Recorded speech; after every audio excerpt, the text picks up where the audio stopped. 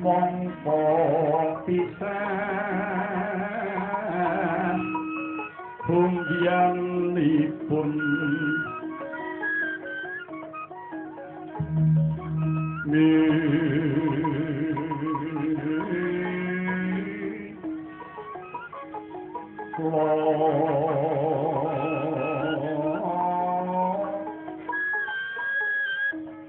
tansah panyo warta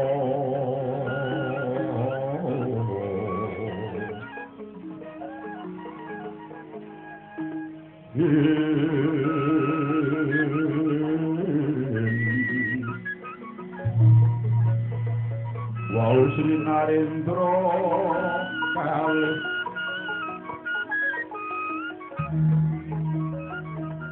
mring sang Retna Madu Prangka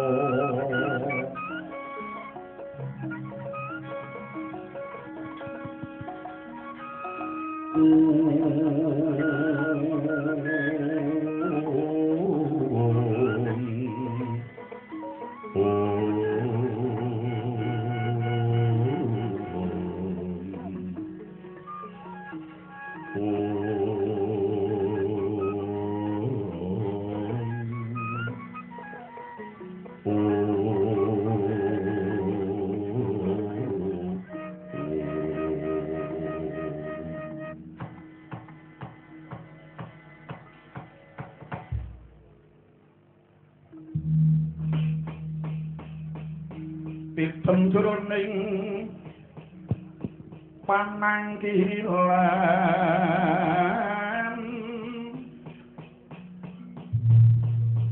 semune kawuryan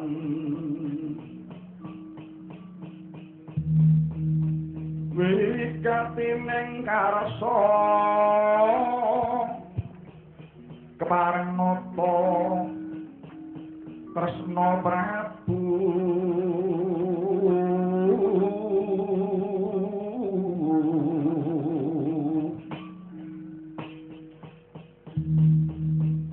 kang miyos pinanggil bedolan saban-saban Hanti Prabowo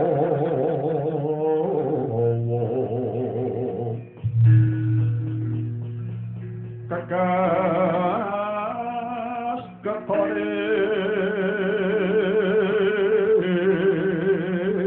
tias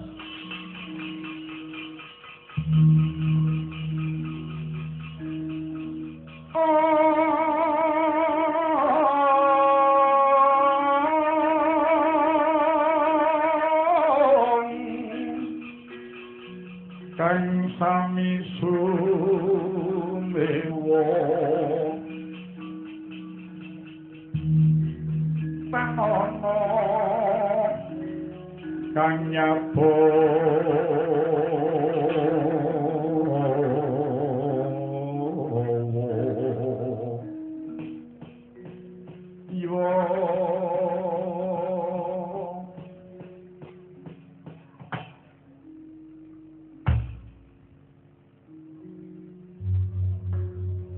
ndak waspadaki kadangku Dimas Werkudara ingkang prapting Pandhapa Ndhuwurwadi Yayi Werkudara padha kanthi harja pratani kadang para syaging Pandhapa Ndhuwurwa kene Yayi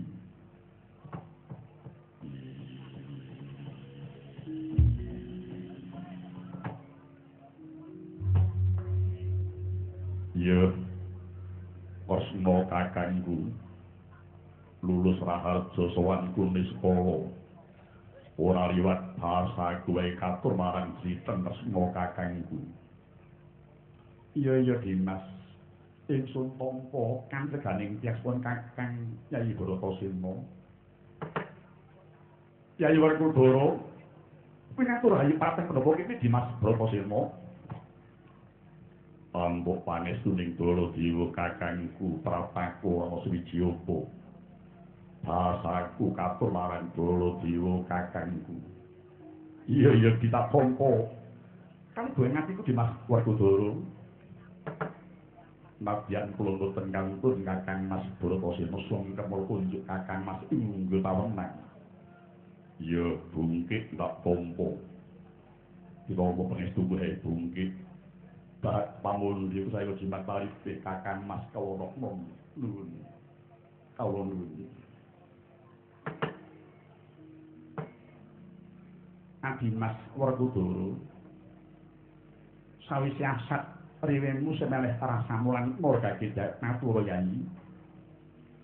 Ana parigawe apa dene si Adi katos muka pengawak bojor pratom iki Dimas Bratasena. Ya Kresna kakangku. Papa kowe ingkang pisan tilik marang kanarjaning Kresna kakangku sak kulawarga. Kaping pindho aku nampi rasa kangenku marang Kresna kakangku apa dene Baladewa kakangku. Sopro bagi sewu dene siap ditansah kapeng marang pun kakang yai. Wah, Werkudara pranyo rasaning pun kakang bareng siap dimpertilake rasa kangen marang pun kakang Mandura yai. Baladewa kakangku iya. Wonten ing pribadining perlu aku dikongkon karo Kakang Semar supaya ngaturi marang Kresna kakangku prapten pedukuhan kareng tempel bareng sak lakuku dina iki. Adi Mas Werkudara ana wigati apa dene Kakang Semar nimbalipun Kakang prapten kareng tumanis yai. Moro midangat lokan aku iki Kresna kakangku. Hanjrah ingkang puspita warum.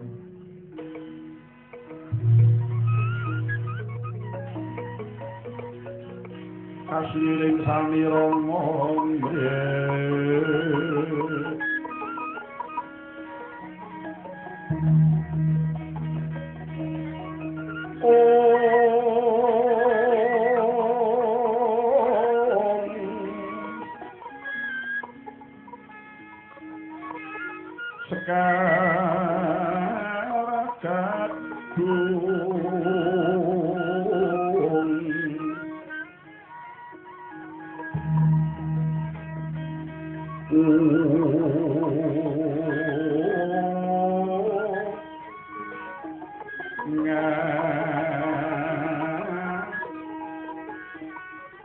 Gandanya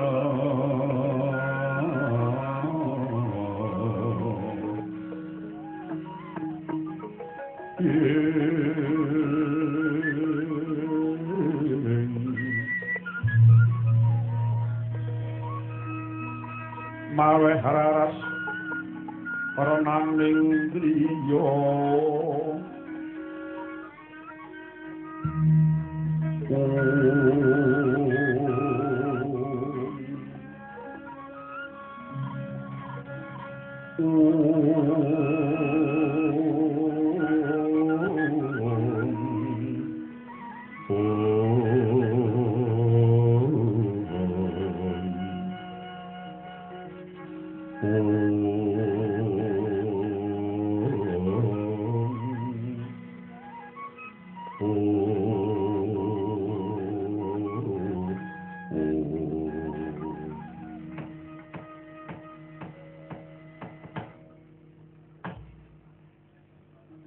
Marga muli prasejak mayai pun kakang samata nampa marang aturmu Werkudara. Iya. Uruhanana Kresna kakangku. Wektu iki Kakang Semar banget nggone prihatin. Sabab nyumurupi lakon kang semandang ana praja Ngamarta.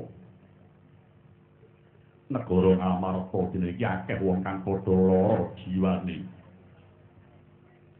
Laraning jiwa mau mahanani gampang mlebuning para setan lan iblis laknat ing saben papan lan saben wektu. Mula aneh yen wong-wong padha kelangan nuranine.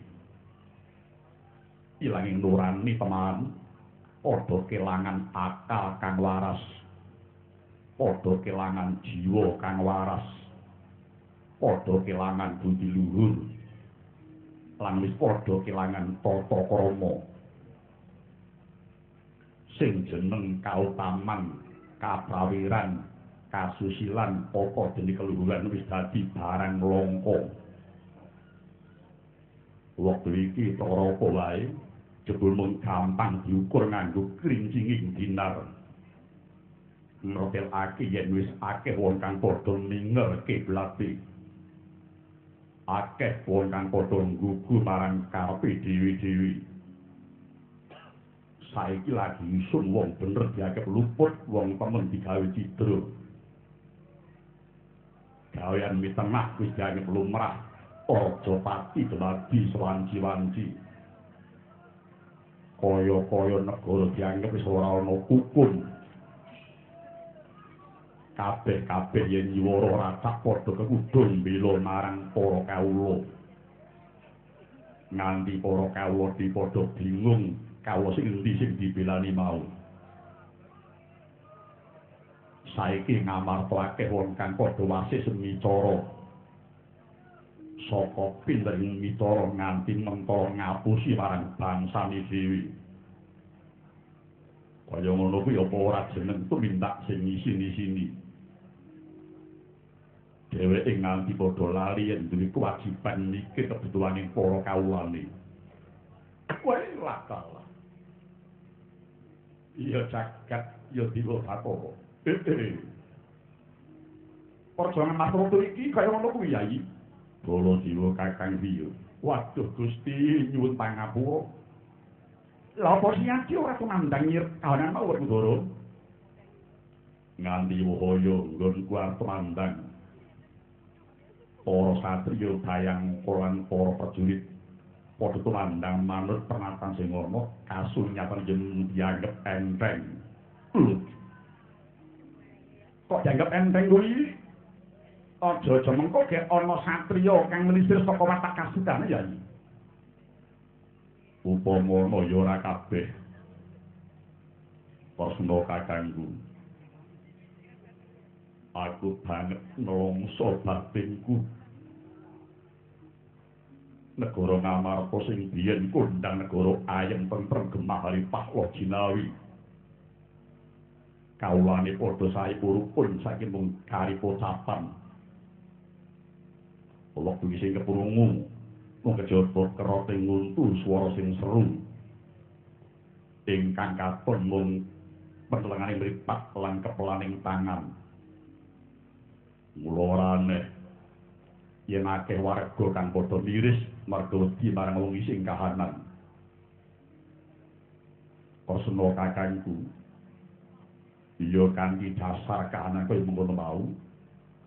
Banjur tuwuh pikiraning Kakang Semar yaiku ngaturi para pangarsaning praja ingkang wigati diajak rembugan bebarengan nggone Kakang Semar bakal bangun jiwa mau. Ya kanthi jiwa ingkang mulya tumuju marang kamulyaning Baryang Agung.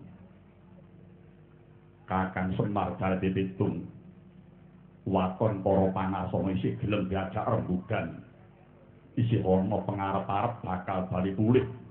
Raja-raja Ngamarta Kresna kakangku. Iya Dimas Werkudara. Kabeh aturmu wis tak tampa samendang ora karempit. Bratasena Kresna kakangku apa? Yen mangkono kersaning Kakang Semar pun Kakang banget rumaja Yai. Ya kanthi Kakang Semar ngajak pirembugan karo para pangarsa mau. Tegese Kakang Semar tansah nguwongke wong lan ora nyepelekke marang siji-sijine. Lan Kakang Semar eling menawa kabeh pangarsa lan prana mayaka mau padha dareti kewajiban lan tanggung jawab dewi-dewi. Mula kala mangsane sok ana geseng rasa iku ya sabat nggone kurang nguwongke wong mau kok Yai. Tak garwani ya Di. Kakang Semar kae Prayagung kang wis ketok lelabar kemarep marang sapa wae. Ndak kira Dimas Werkudara wis pirsa. Ing tata gelar Kakang Semar menungso lumrah. Ning sejatine iku Sang Hyang Ismaya ingkang ngejawantah. Sang Hyang Ismaya dewaning katentreman kang bakal nentremake jaksa isine iki. Mula aneh akeh pitenah-pitenah kang ditamake marang Kakang Semar, akeh pacoban-pacoban kang tumiba marang Kakang Semar, kang kabeh mau mujudake ujian kemarep Kakang Semar dhewe. Kakang Semar diuji dening Kang Nyipta Jagat kuat apa ora. Nyatane si Adi Pirsa dhewe sekabehing pacoban, sekabehing pitenah ditampa kanthi ikhlas lan sabar dening Kakang Nayantaka. Wekasane Kakang Semar lulus saka pandhadaran, lulus saka ujian. Werkudara para pinter paring dawuh sing surasane uwit kuwi yen saya dhuwur mesti saya banter angine kang padha nempuh. Nanging gandeng wit lan oyote mau kuat. Ora neh yen ora gampang ngrungkat katrap dening angin mau yayi. Mula Pandhawa lan para kawula ora kliru milih pamomong marang Kakang Semar. Keparapun Kakang ngelingake yayi, aja nganti para kadang Pandhawa lan para kawula ngamat kepisah karo Kakang Semar. Warana Werkudara, Kakang Semar iku sawijining pamong kang temen-temen mikirake marang kebutuhane kang padha dima. Wis jumbuh marang sadulur kang nyebutake pamong sing becik ora butuh diladeni para kawula ning pamong sing becik ngladeni ana apa butuhe para kawulane. Pengrasaning pun Kakang ya mung Kakang Semar ingkang kuwi dadi pamong lan payung agung mayungi para Pandhawa lan para kawula Amarta Werkudara. Ya kanthi Kakang Semar kepareng bakal bangun jiwa mau ing kono bisa dadi jalaran kamulyaning para kawula Amarta Bratasena. Kresna kakangku banget ing panarimaku dadi kabeh pengendikamu bisa gawe padhanging pikirku. Syukur bagi sewu yen to kandhawi iki mau bisa madhangi marang pikiranmu Werkudara. Sak banjure iki sapa wae para pangarsa ingkang padha dikanthi sarasan mengko yayi. Manut kandhane Kakang Semar ingkang principe rembugan mengko yaiku sepisan abiyasa kakekku ingkang minangka dadi wakiling umat pangarsa ing agama lan kapercayan. Kaping pindho Puntadewa marep kakangku minangka wakil ingkang nyekel panguwasa. Kaping telu Kresna kakangku dhewe minangka wakiling para kawula. Dene kang kaping papat yaiku Kakang Anoman ingkang minangka dadi wakiling para prajurit lan para satriya bayang para Kresna kakangku. Kakiat sang kapirang Rinanggul pinempit kampit do sangat maning pewono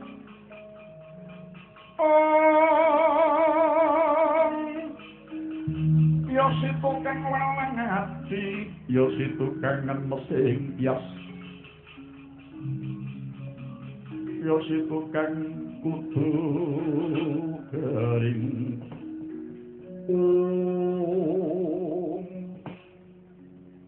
kok sedih ana apa Baladewa kakangku Werkudara Yayi Prabu Puntadewa wis terkin dadi wakiling para kang padha ngasta panguwasa Eyang Abiyasa ora keliru minangka wakiling para pangarsa ing agama lan kapercayan Yayi Kresna uga aku jiwa minangka dadi wakiling para kawula nanging bareng Siadi ngendika sing makili prajurit kuwi Anoman wah rada nggonjal pikirku Yayi. Sebab apa? Lah Ngamarta apa kurang wong? Apa kurang wong? Bila perjurit aku Anoman, kenapa ora Kudara Dewi? Kuwi sing milih Kakang Semar Dewi. Dikandani no, Semar dikandani. Aku ora maido, Anoman kuwi biyen pabeting perjurit. Nek ora perjuriting para kethek para rewondo. Sing kepiye wae kethek kuwi kewan. Mongko kewan kuwi derajate ana sak ngisore menungso. Apa perjurit lila diwakili munyuk mahe Kudara? Kuwi aja kandha karo aku. Kandha karo Semar Dewi.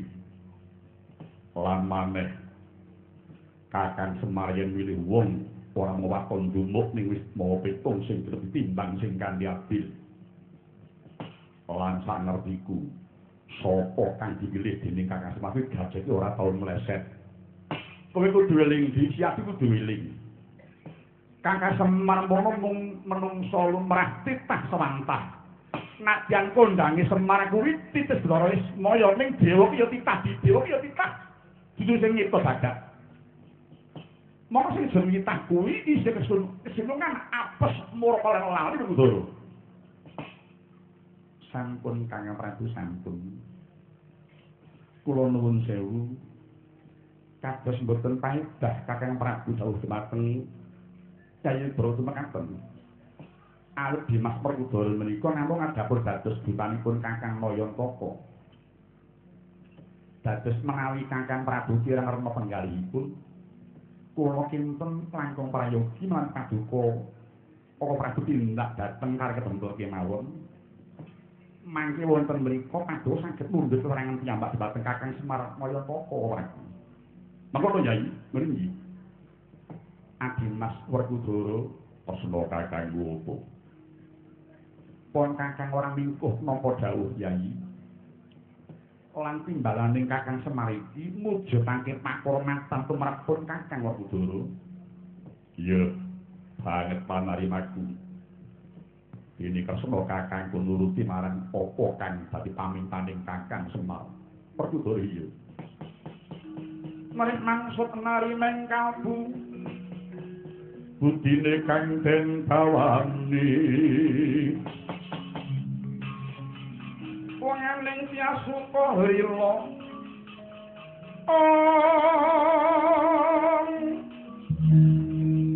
tatane kakalah sami sabyang tumut sakarsa pangerkoso kang pinarti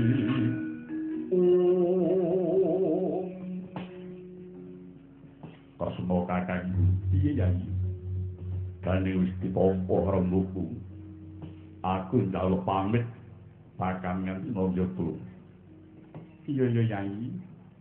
Mengko dirampak kang bakal sumulur parang Dimas Werkudara.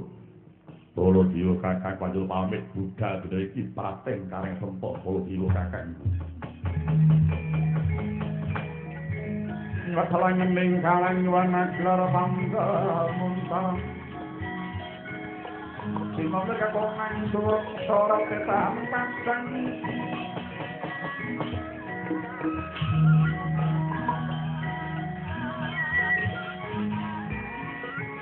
Kakongan pagaring kurnian mongon.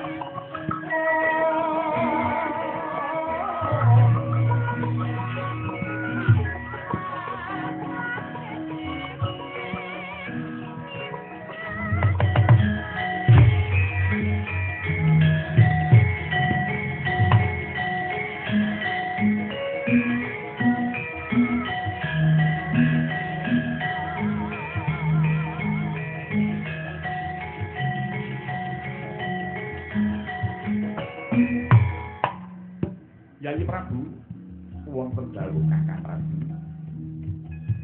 Kepeksa durung lega rasane atiku yen kok Kakang durung entuk keterangan saka Kakang Semar. Sebab apa dheweke dumuk ana kerjaan sing ora piye? Mula Yai, nadyan pun Kakang ora katimbalan dening Kakang Nayantaka. Ning aku bakal nderek siap diprateng karo ketentu Yai. Nuling nggih Kakang Prabu. Kula mboten kawratan paduka kepala tindak dhateng karekedempa.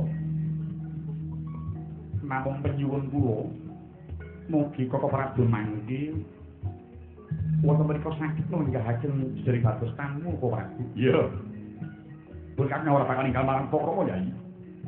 Kepareng aku di sini pun jago Yai. Inggih, semong ndherekaken Koko Prabu.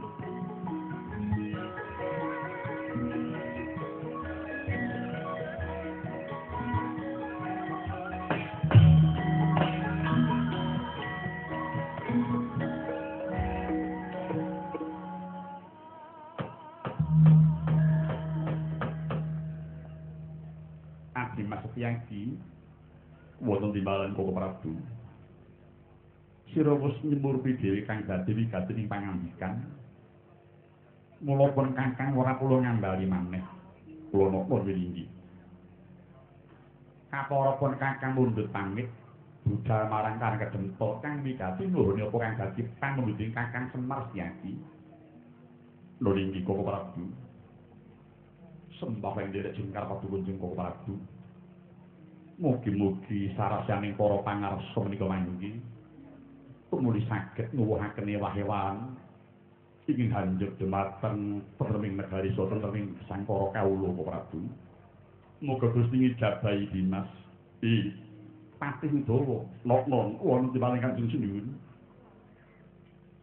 Ingsun ngundhut tulung Anoman kang ngenteni ning bangsa Marakata kae Kandhanana kinten gedhekake rasa kesabaran ya Dawa. Lho niki sedika Kanjeng Sinuwun. Kajaba saka iku bab praharajaning praja ingsun pasrah marang jeneng Para Patih Udawa. Ingsun pamit budal marang Karang Kemaritis Udawa.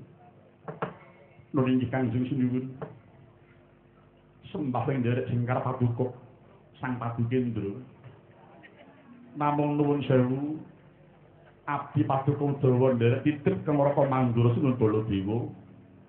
Sampun ngantos Sinuwun Baladewa menika mangke jegur dhateng juranging kawirangan Kanjeng Sinuwun. Ya Udawa pujekna wae. Muga-muga Kakang Mandura ora nalisir sapa bener Udawa napa nglinggi.